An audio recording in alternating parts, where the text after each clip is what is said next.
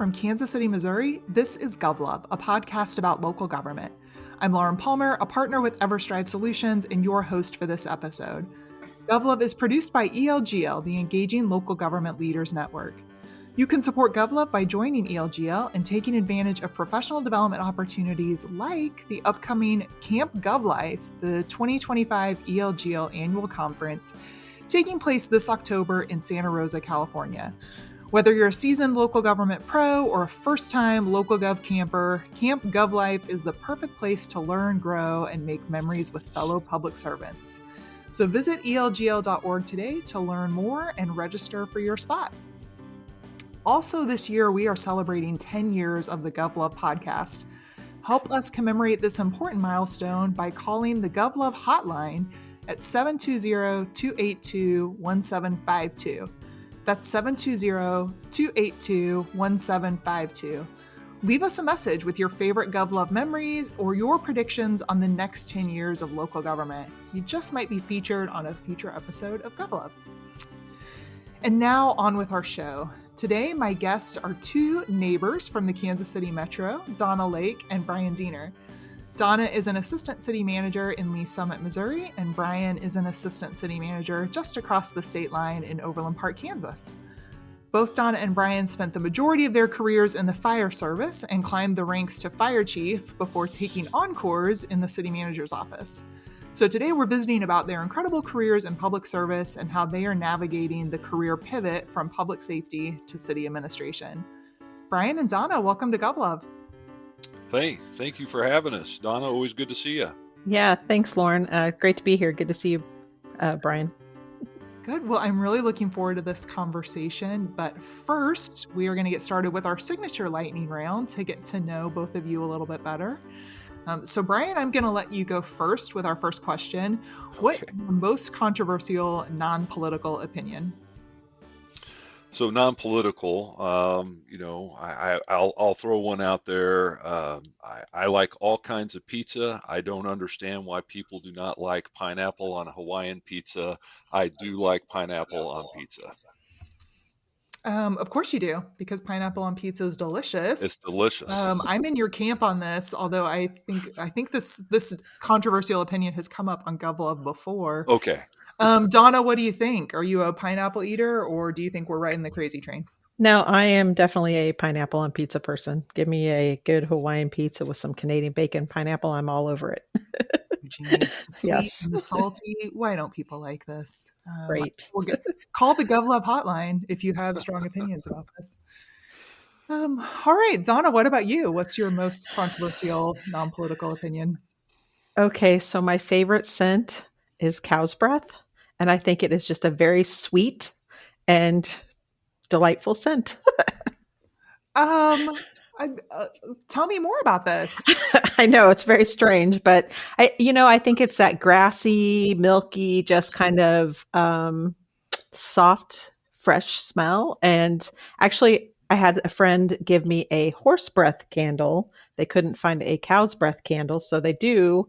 There is a thing. So You're not the only person, right? no, we had baby calves when I was growing up, when I was a little kid, and I think just that smell, that like I said, kind of that grass and bottle fed calf smell was just very sweet, and I liked it.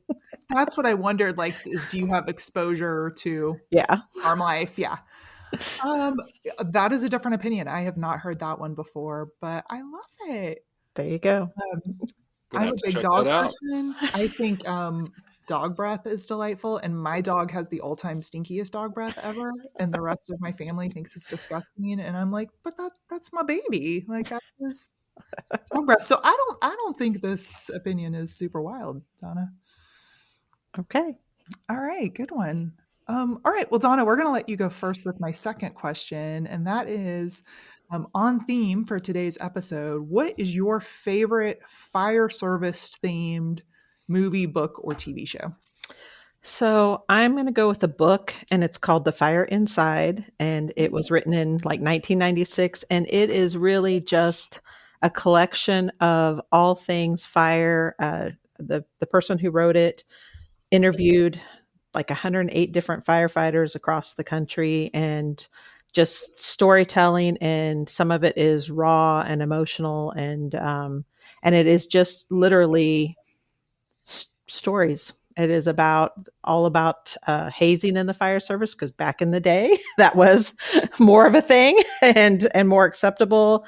It is, really talks about how, at that time in the fire service, EMS was not a primary driver within the fire service, but was becoming more and more involved in the fire service. And so kind of just collections of different people's memories and thoughts on all things fire service. So I wrote this down, The Fire Inside. That's yep. great. I love a book that's a compilation of stories. Mm-hmm.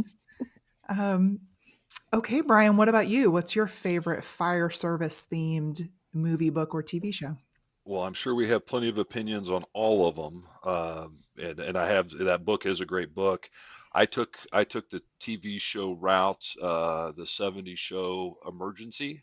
It still holds up. I watched them again during COVID, where Johnny and Roy in LA County are uh, first adopters of EMS on the West Coast, providing paramedic service back when they had to petition the legislature to allow that to happen. And, I still have my emergency lunchbox that has been signed by Randolph Mantooth. And, we have adopted some of those squad concepts in our history here with Overland Mhm. Park.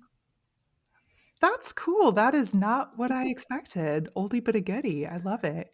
It holds Um, up. If they may take different luggage into the house today, but they're what they do is pretty much identical today as what they did back then.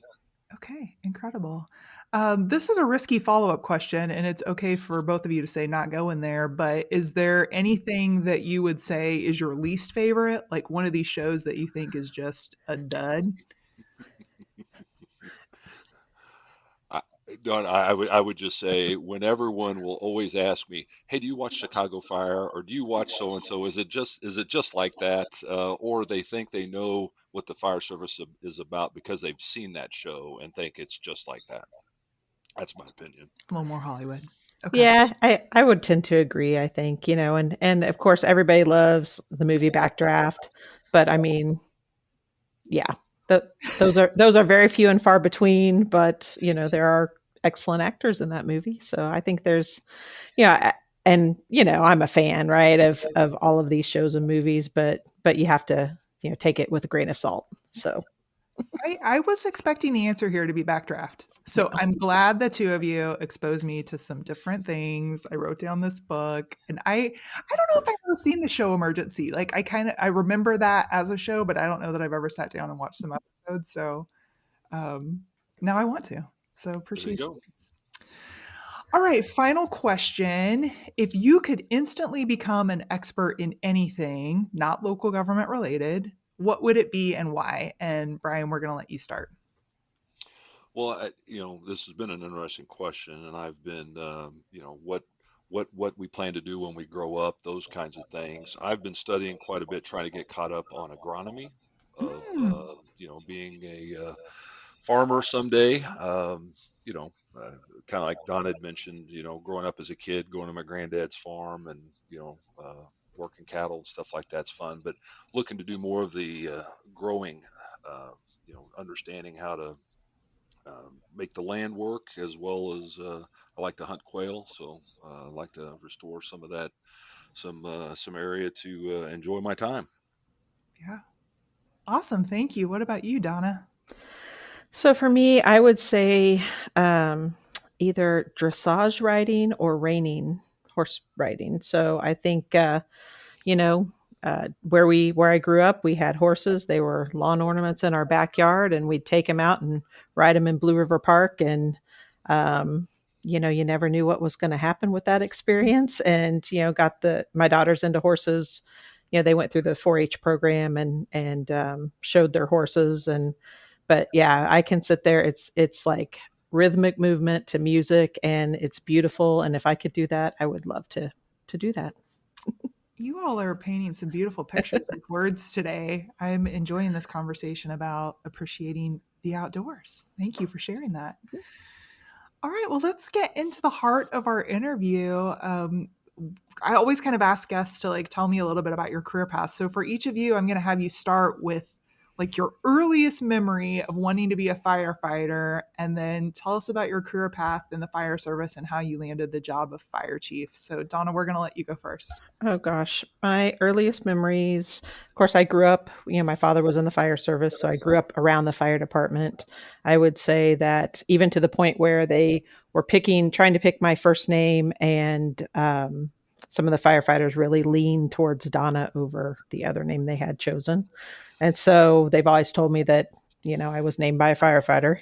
And, but really, when I was in college and getting ready to graduate, I really felt like I really didn't want to go into this 9 to 5 world, which I am very much in now and have spent time in my fire service career in that kind of corporate 9 to 5, traditional role. But I think it was really at that point in time I actually had to work with a couple of professors to rearrange some finals so I could go take the entrance exam for the fire department. And the rest is history. Here I am. But you started like how you get into the fire service, but there's a big difference between like that first gig as a firefighter and getting all the way up into command. Tell us a little bit about that journey.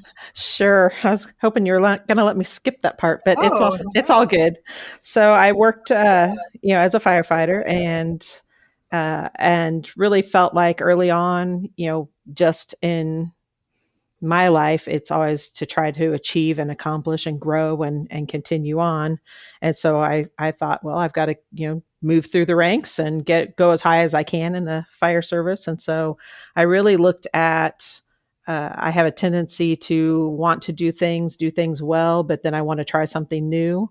And so through a variety of, whether it was a promotional process or having the opportunity to move to a different position, I would say every 3 to 4 years, I ended up either getting promoted or I found an opportunity. Like when I was married and wanted to settle down and have kids, I thought, well, I probably need to have a more 9 to 5 role. So I went to become an instructor at our training academy.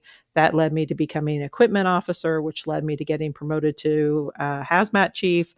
And so just continued to educate myself and take all of those opportunities that I could to grow within the fire service. But really, I always wanted to become a fire chief. And I figured in my organization that, in Kansas City, there's at the time was 900 to 1,000 firefighters, only one fire chief. And so I always figured to become a fire chief, I would probably have to go somewhere else. And so that probably meant a smaller fire department. So I felt like I would have to be more of being able to run the business of being a fire chief. And so I really wanted to know every aspect of the fire service. So I worked in, like I said, a variety of different roles from instructor to equipment officer, hazmat chief, went over to become special operations deputy chief. And so really worked with the community. I was fortunate that the fire chief I had at the time, Smokey Dyer, really was engaged and involved in the region. So as hazmat chief and special operations deputy chief, that engaged me in the region more for regional planning on large events and hazards and homeland security issues. And so I think all of that really gave me the opportunity to meet a lot of people, grow in my knowledge and experience. And then, when I was tech services assistant chief, I had fleet, facilities, IT, communication. So our budget. So all of the business and the internal drivers of the fire service. As you start as a firefighter, you have that one-on-one connection with the community, right? You're out there helping individuals on any given day. And then as you move up in rank, your connection becomes more of that internal customer service to the firefighters to make sure they have the equipment and all of the things that they need to be able to engage with the public. And so I think just having that educational process and having that opportunity to gain all of those different experiences really helped me become fire chief and really situate myself well to be able to run the fire department. Yeah, great. And I don't know if you said it that directly, but spoiler alert for our listeners, you did become fire chief in Kansas City. You were that one out of a thousands. That preparation Yeah. really paid off. And we're going to talk more about that. But Bryan, we're going to turn to you. We want to hear your story, starting with your earliest memory of wanting to be a firefighter. Were you named by the firefighters in your parents' community, or? No, that's a great story. I did not know that. The firefighters I've worked with, that could be a dangerous gamble. Okay. That Yes. a lot of opinions. I don't know if those are things I would have taken. So they did a great job. No, I think just like I was probably not necessarily exposed to the fire service. Um, it happened when a buddy and I went to go get sports physicals from my doctor. She was a volunteer and she talked us into joining the fire department up in Parkville. He's now the director of the Waco Zoo, and we they we started with a volunteer crew. My captain was a dentist. We had chemical engineers, commercial airline pilots, school teachers, and they taught us how to fight fire and cut people out of cars. I assume my parents thought we were just washing the truck and sweeping the floors, but we were doing it. I continued to volunteer. Post high school at Mizzou, I joined with Boone County. My captain was a forestry professor, Dr. Cutter, and just had great experiences of working with good folks. And running calls was a lot of fun. And graduated from business school, and was had worked with Nabisco and as intern and working for an equipment company, and just got to that point. I was in grad school, kind of like Donna. Is this my purpose in life, to sell more product next month than this month?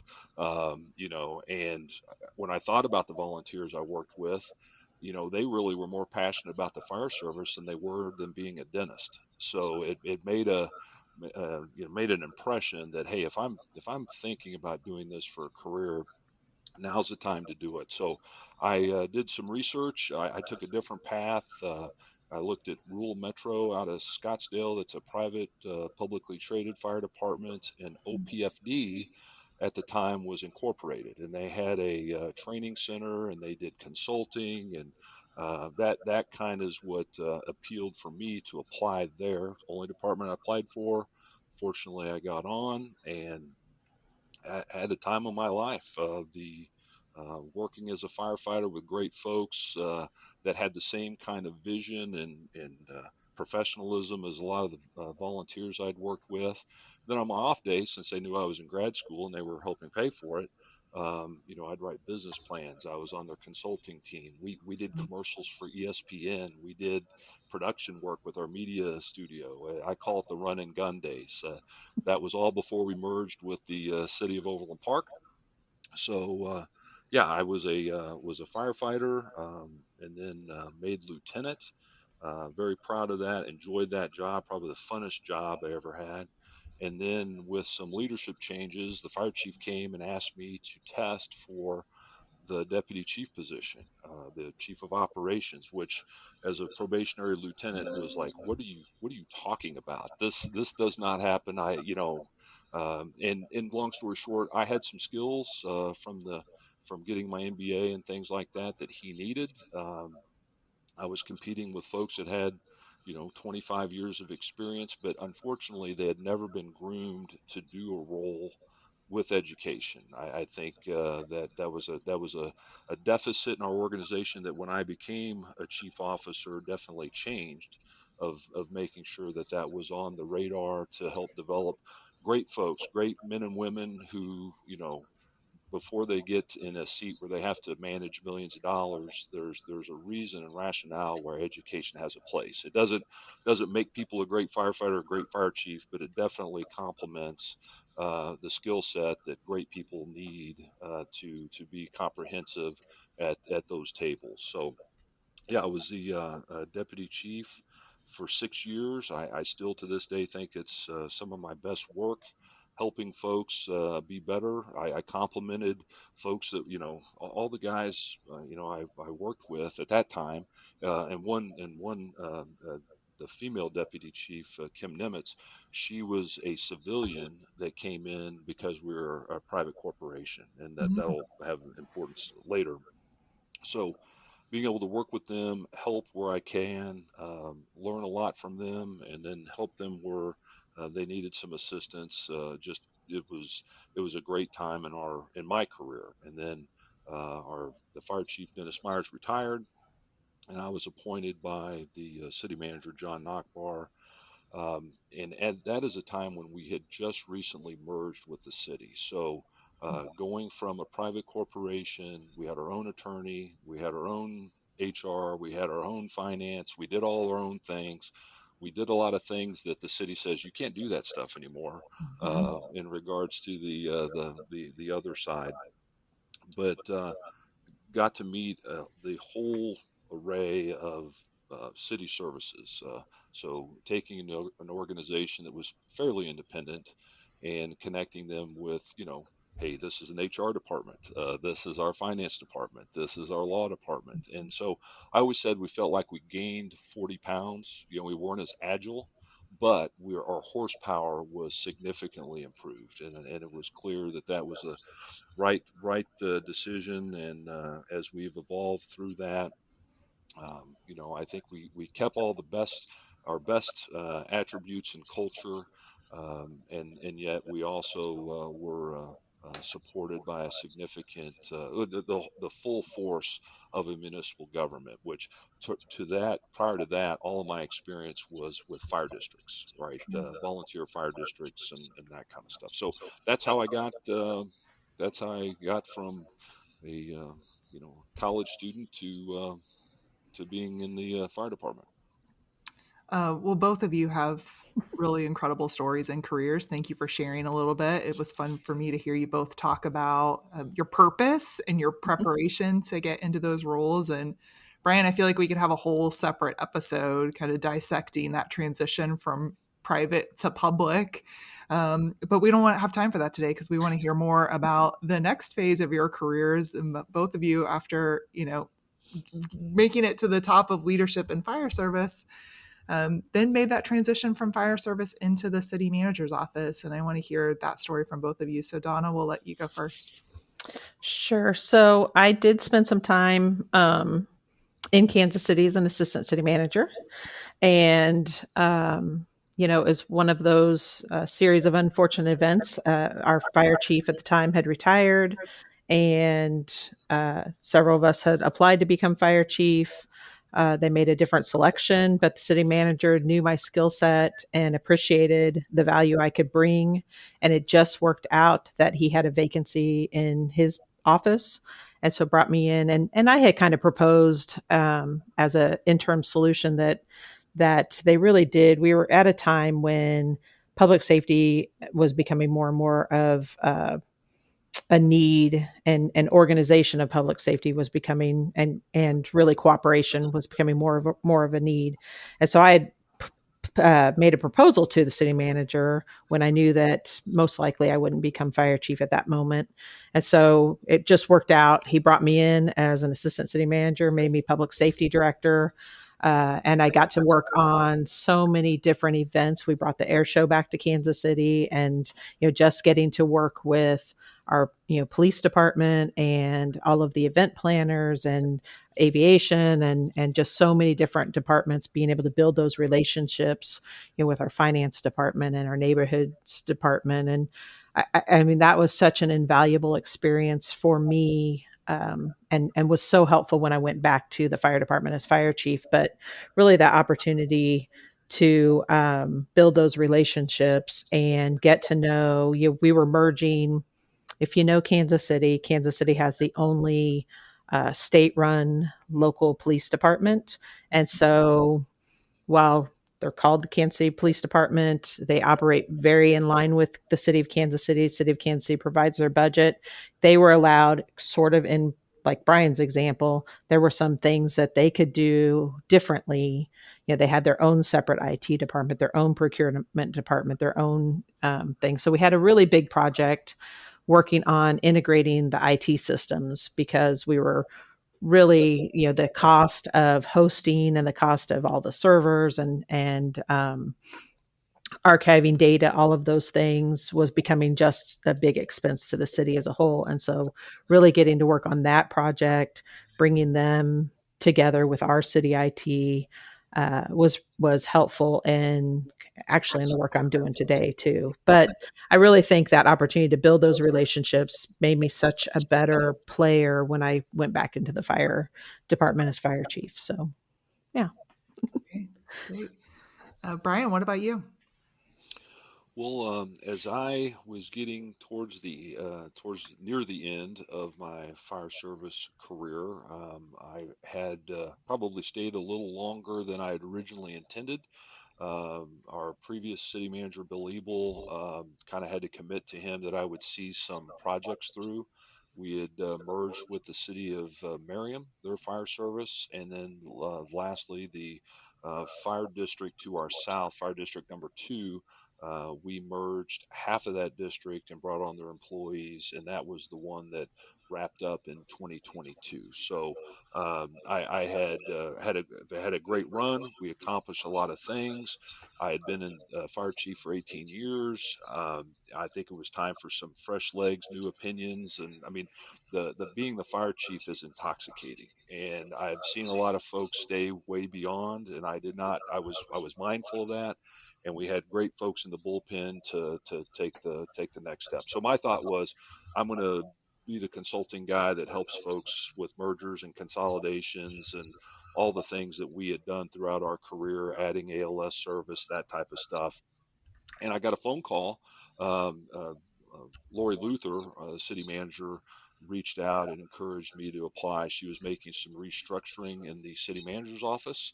So myself and my neighbor next door, Jack Messer, who is the planning department, we threw our hats in the ring and applied for these new spots.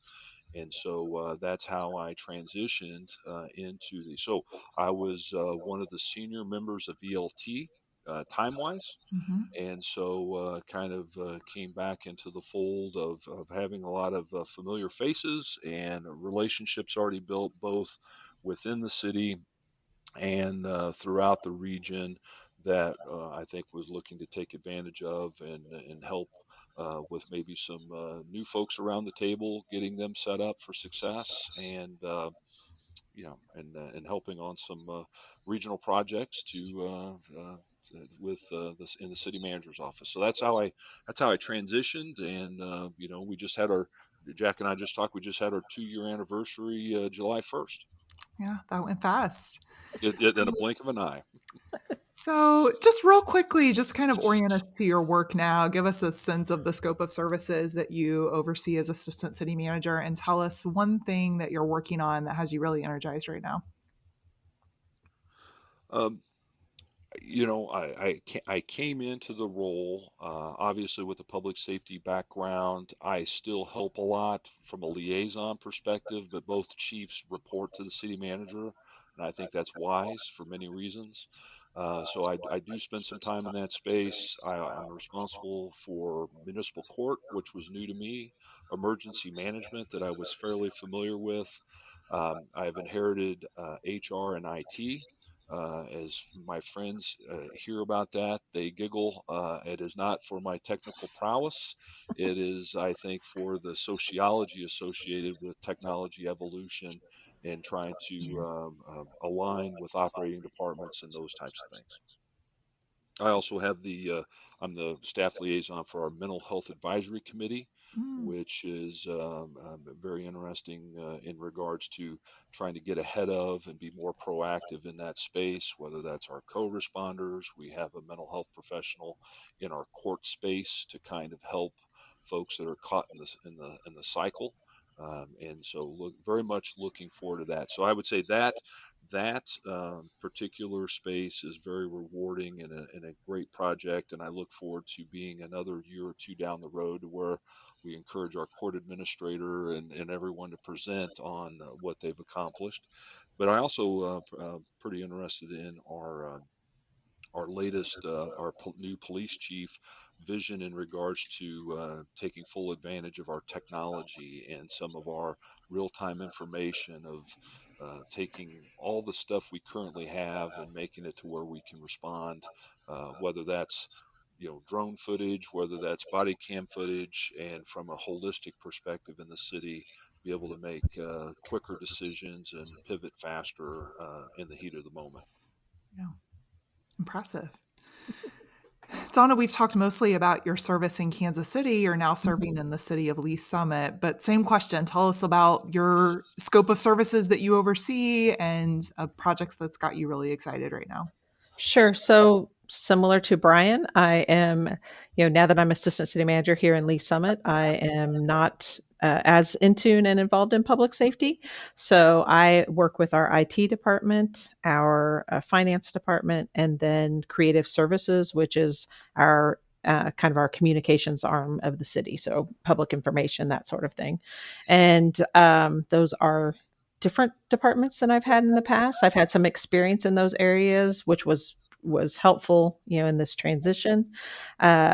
Right now, we are putting in a new ERP system. So all of our core financial HR system, we're transitioning from a very legacy system into a more modernized system that is completely cloud-based, where before we hosted everything and on servers, and making that transition, we're really finding a lot of processes have to change and improvements have to be made. And so that is a huge project that I've been working on for the past year with a team of incredible people. So that includes our finance, IT, HR departments, but it does affect everybody in the city. So really getting people to come together and talk about how can we improve processes and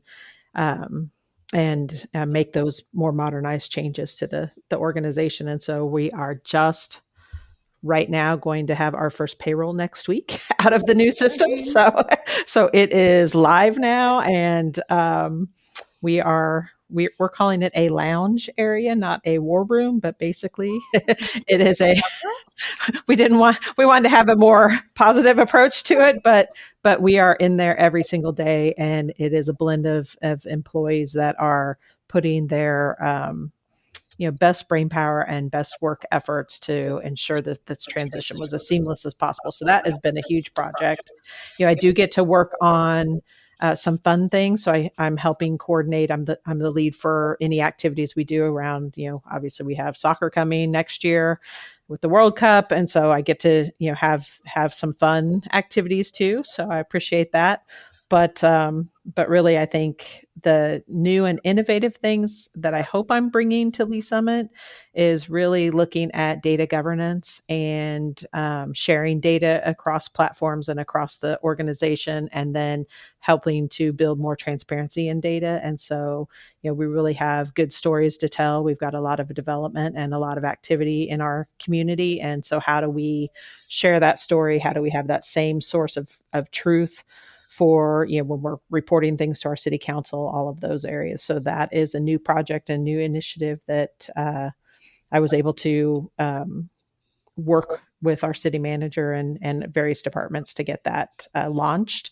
And so we've hired somebody and worked with some outside contractors to be able to start building that system. And again, it's about bringing a lot of departments together and allowing them to share information in a little more thoughtful and better way, so that it is, who do I have to remember to go to get that information? No, how can we build a system where we can, empower people to find that information? So that's a fun project I'm getting to work on too. So awesome. You're doing some great work. Good luck with your first payroll. That's a big milestone. That will be a huge milestone. So yes. So, Donna, you explained you served as both fire chief and assistant city manager in Kansas City before moving into the assistant city manager role in Lee Summit. And Bryan, you stepped into the assistant city manager role in Overland Park, where you had previously served as the fire chief. So I want to have just some conversation about, to juxtapose those positions. So Bryan, let's start with you. Talk about the dynamics of working in an organization where you already had deep knowledge and relationships in the fire department, but no longer had that direct oversight. What was that transition like? Well, I would say it's funny. I mean, this question is timely because, as I mentioned, Jack and I just talked about this as we hit our 2 years. Doors are open. We have coffee in the morning. The whole concept of going from a department director to, and again, I'm talking to folks probably on a podcast that have been in the city manager space or in that side of the space for their whole careers. Going from the influence of a department director versus the influence and authority of a assistant city manager, those dynamics are different. Everything that I have been used to in regards to a paramilitary organization when it came to decision making, we had staff discussion and those kinds of things, but a department director has far more authority to move the ball down the field. And so my role in a more influential role, even though I have experience and it feels like sometimes we're working on something that I can predict the future because we've dealt with this before, and trying to kind of give an impression of the lay of the land or how organizational behavior works and all of that type of stuff. It was a big transition. I would say I miss being fire chief terribly, but it is also a different role that I would say I am still trying to figure out the art and science of influencing as an assistant city manager when my core is just do this, right? Just why, this is the answer. This is the Yeah, direction of how do I influence. So I'm working on, and I am blessed. I'm in great hands. So, yeah, good team. Jack Messer next door, former planning director who lands big economic development fish. Kate Gunja next door, second generation. Her dad's Dennis Hayes of KCK. She's a pro. Christy Stallings, who's probably done billions of dollars of incentives and can write the book on it, as well as Lori Luther and all. So I have a lot of folks shepherding me to where I get out of bounds and remind me of my role. But I'm also put in here to make this. I mean, I'm also in here to change things, right? The reason I have been put in this space for the window that I have is to get things done that are sometimes complicated. And I've always lived in a career where I'm comfortable in uncomfortable spaces, and so that's what I spend a lot of my time doing, trying to realign the vision of our city manager on things that need to be calibrated. It's great. And thank you for giving some shout outs to the other great folks in Overland Park. We'll see what kind of name dropping Donna has for us here in the Lee Summit team. So, Donna, you kind of had a different experience where you're moving into a leadership role in a new community where you've obviously got great skills to bring, but didn't have that existing depth of knowledge and relationships. So, how have you navigated that experience? Yeah. So, this experience, I was fortunate in some of the regional work that I've done that Steve Arbo was a long-term city manager here in Lee Summit. And so I had gotten to know him in a different capacity through the Homeland Security work that we do regionally. And, he had mentioned that, he had announced his plan to retire, but he had mentioned that they were thinking about adding an additional assistant city manager here in Lee Summit. And so, we had kind of kept in contact, and it just worked out that when this opportunity came up, it was, kind of that I wasn't necessarily quite ready not to be fire chief anymore, but you don't, you've got to jump on opportunities, and I'm not afraid of making changes. And so I think that was everything worked out perfectly. But what I would say, the difference is I'm jumping into a new culture, right? And so, not knowing a whole lot of people here, even though it's an adjacent community to Kansas City, it's got its own challenges and opportunities and culture, and so coming in, the city manager I work for had about a year's experience in that role, although he grew up here in Lee Summit through the organization, started as a codes inspector and worked his way through, kind of like my story as firefighter to fire chief. He was codes inspector to the city manager. And so we had that commonality. And really we've transitioned to a lot of new directors. And so about half the team is all brand new, coming from other organizations. And And so having a really great opportunity. I think Lee Summit is this city that is on a big, huge growth cycle right now. We have a lot of vacant land that was agricultural that is now coming on board for development. And so I think Lee Summit over the next 10 to 20 years is going to really change and grow. We're kind of building a city in a city with all of the development that will happen over that time. And so it is a good transitional time. We brought in some fresh faces from other communities. So our new finance director, Brianna Burrichter, that I get to work with, she came from Olathe. She's worked in Lenexa, Raytown. So she's got a breadth and depth of experience in a variety of communities. And so I think she's going to bring great things here to Lee Summit. And so I think it is really that opportunity to make some strategic movement and strategic changes within our organization. We have launched, since I've been here, a very large work on attraction, satisfaction, and retention of employees, and that has been a huge initiative that's made some very bold changes from our pension systems to just how we communicate with each other. And so I think that is an initiative that our city manager is very passionate about. And the assistant city managers, I work with two other assistant city managers. One came from private sector, and he does a lot of our economic development and works with kind of our forward facing public works and water utilities and planning. But then we have a longtime assistant city manager, Crystal Weber, that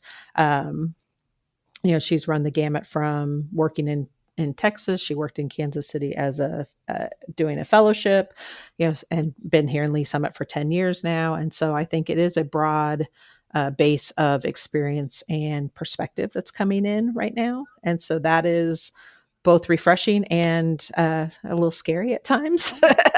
So, and so I think it's been a huge learning experience for me as well. I think very similar to Bryan, and in the fire service, and in various roles, we are very like command structured, right? And so you're used to being able to say, no, let's do this. And, when you're fighting a fire or in a critical incident, you give direction, people take the direction, they execute. And, here it's more collaborative and more approachable. And it's kind of balancing that. How do I navigate that? And when I want to just say, why can't we just do it this way? I know what I'm saying. I know, but it's about bringing people along, and really that is a better way to do things in many cases, because you get a variety of perspectives and you get the buy-in, and so I think it is just a different dynamic that I'm working with here. But really it's that cultural shift and building those relationships all over again that is critical. So yeah, so great. Mhm. Our longtime listeners on GovLove will know that I am smitten with all things regional. So this is the part of our episode that I call the regional mission moment. And both of you have been just exceptional champions for regional coordination here in the greater Kansas City area. We're just going to embarrass Bryan a little bit. Bryan's a past recipient of the Mid-America Regional Council Regional Leadership Award, which is a big deal for, among other things, his leadership in fire service consolidation. And Donna, you mentioned your work with the Regional Homeland Security Coordinating Committee. You're both serving as the bi-state co-chairs right now. So first of all, just thank you for being incredible regional leaders in our area. And I just want to give both of you a moment to talk a little bit about that and why you've prioritized regional engagement in your local government careers. And Bryan, we'll let you start. Well, hey, I very much appreciate that, and it is an honor to work with Donna in that role. She keeps me out of trouble and focused on what we should be focusing on. My time with Mark started as a newly promoted chief officer. Overland Park was one of the regional hazmat teams, and so I would go to meetings and meet. Donna will giggle with Dominic Cerrone, the first hazmat chief I believe they ever had. So starting with those projects of Mark's ability to help on high risk, low frequency events, right? What are the events that most fire departments or cities need help with? And it's something that exceeds their individual capacity. So for us, if someone has a, train derailment, horrible stuff, even one hazmat team will be taken to task. So, as she also mentioned, Smokey Dyer, some of his leadership in the region was, hey, instead of one group just taking this money, why don't we spread this money and get everyone better and build capacity and resiliency for the region? So that's hazmat teams, bomb teams, SWAT teams, all of the things. So that's how I got involved. As I matured throughout my career, I also realized the products of that initiative is something I used throughout my career when I really needed it the most. Whether that's a hospital capacity plan, a mass casualty incident, when we have multiple patients needing hyperbaric chambers, there are systems in place that I don't have to mess with. I am just a beneficiary of understanding, and we Yeah. can route patients to where they need to be. So it is something that I definitely have realized makes us stronger. When we had our city place fire and 52 fire trucks, we had a radio system that was people take for granted, but for that radio system, we would not have been able to communicate with everybody and be on point and those kinds of things. So I definitely have seen the benefits of it. Times like COVID remind folks. I mean, it's things to take for granted, and I do feel like it's my job to help kind of recruit the next folks that sit around those table. And as I mentioned before, it is frustrating. Collaboration is hard. It is difficult. It is painful, but that is very, very important. So that's my take. It's all just music to my ears. Thank you, Bryan. Donna, what do you want to add? I think everything that Bryan said, as when you're a firefighter in your station, you are very insular to your organization. Most firefighters don't even realize that they are part of the city government. Yeah, they think they belong to the fire department, right? But being able to see, I mean, everything that Bryan mentioned, the radio system being regional, and having that. All of the backup systems and failover systems, and being able to reroute calls to a different organization if one organization is over stretched or whatever. I mean, those are things that people don't realize are happening in their area. And in many cases, as fire chief, or Bryan mentioned hazmat. I was a hazmat chief in Kansas City, one of the regional hazmat teams, and really being able to go to a train derailment in another community, and it might be the Kansas City hazmat team and the Overland Park hazmat team and the Central Jackson County hazmat team, responding together at that point in time. I remember going to Joplin when they had the Joplin tornado in, I think it was 2011. And, it was the Kansas City regional rescue teams. And then, they traded out with the Olathe rescue team and the Kansas City, Kansas team and the Central Jackson County teams. And so, and then you have a much, it's like exponential, the growth in capacity when people are training together. They're purchasing the same equipment. They're sharing equipment across the organizations. When you run an event like non-emergency event, like the All-Star game that happened in 2012 at Royal Stadium, those groups are not just working together, but as a region, we're working with state and federal partners too. And so, we had the 7th Civil Service team up there, the 7th CST up there with monitoring equipment. We had the capacity to be able to do all of that work over multiple days, because we could rotate people in and out, and it didn't matter if you were a Kansas City hazmat team member or a hazmat team member from across the state line. And so that's the value of all of this work that we've been doing. And you see it, fortunately, we have the opportunity because of being in a metro-sized area we have the opportunity for those larger events that are not emergent events, so we can continue to practice and hone our skills when it's not in a critical time. Mhm. Because when you need it in a critical time, you've got to already have those relationships built, right? And be ready to respond and prepare. And we are so good in our region, whether it's law enforcement or EMS or fire service, even public health agencies. We bring in the utility companies on certain events, flooding events or tornado events. And so really being able to have all of those relationships and being able to share resources. All of our local governments have been very good about when they have the opportunity or they're available to be able to share those resources, they do that.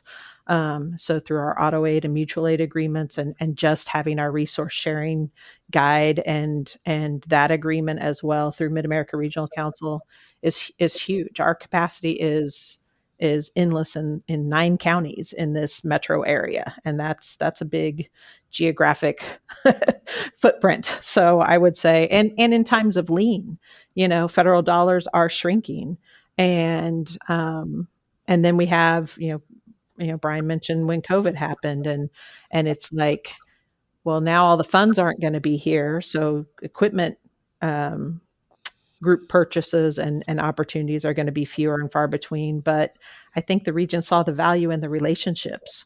I can pick up the phone and call the emergency coordinator for University Health and have a conversation with them because I have that relationship with them if there's a need that arises. So yeah, it's invaluable what we do as a region. Again, thank you so much, both of you, for your leadership and for sharing that. Mm-hmm.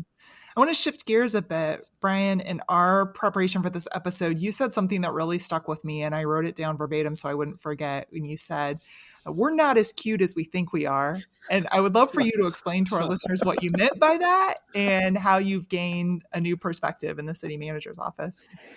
Well, it's out of love, and I wouldn't say it was a new perspective. It is something I definitely carry. I mean, being a chief officer of an organization, I defend our folks to a fault, even our knuckleheads, right? But I think it is important for folks to remember, and I think it was important for our staff and everyone to understand that there are a lot of things that we do are special, right? We have special pensions, we have special insurance. We're the only people that get paid to sleep. When we have the opportunity. So there are 2 departments out of our city that take up half of our budget, right? And the other 10 departments work very hard, and the folks out putting asphalt on the street have dangerous jobs as well. But we just need to always be mindful. In my mind, was important that our senior staff and our captains understood that to be humble and grateful for a lot of the extras, the trucks we drive, the equipment we're given. Sometimes people think that they aren't loved enough, and I think just taking everything into consideration, we just need to be grateful for what we have. So that has always been important. When I go to city meetings, you would get less of a filter of that, meaning it was clear other departments that were vying for scarce dollars were up against a tough hill when police or fire is a priority. Our community has always said that, and it's a reality we need to be mindful of and make sure we have a balance. I'm not telling you or your listeners anything new that they don't deal with every day, but as a former fire chief sitting in these meetings, I understand and appreciate and have always seen that stretch or stress between funding everybody to these outrageously expensive initiatives and important. I mean, at the end of the day, the missions of the police and fire department are essential to every community, Of course. and they earn what they get. But it is a something that just making sure um, we don't exacerbate we make sure our behavior doesn't hurt us in some of that stuff, but just not being humble. So hopefully you can edit some of that out to make some sense. But the intention is just realizing that we just it is important to be mindful. Yeah, perspective is powerful. Donna, I know you've kind of gained a new perspective. I'd love to hear about how your background in fire service has helped you solve a problem you faced as as assistant city manager.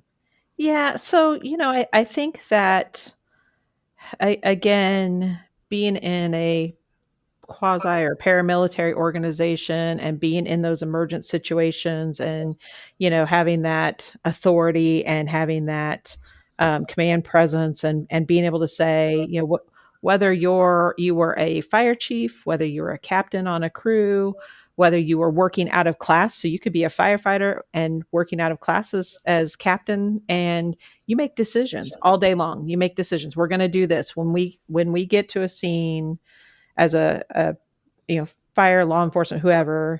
You have to make decisions with what's presented in front of you. And um, I think that's a challenge in local government because they're always looking for somebody to make the decision for them. And so for me coming over to Lee Summit, just and working with some of the projects that I've been working on, obviously this bringing in this new enterprise resource planning system, the ERP, it has been hugely important to empower people to make the decision.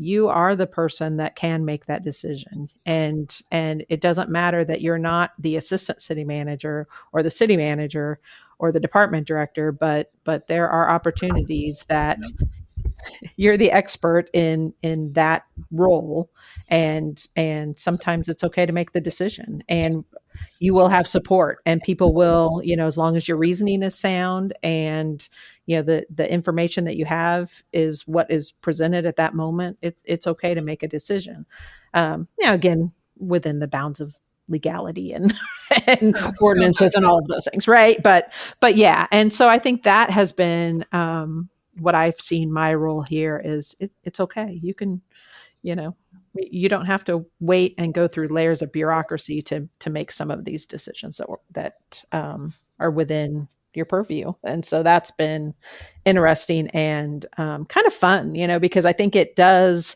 let employees know that they have some, that it empowers them to do their jobs more effectively. And so I think they appreciate being able to do that.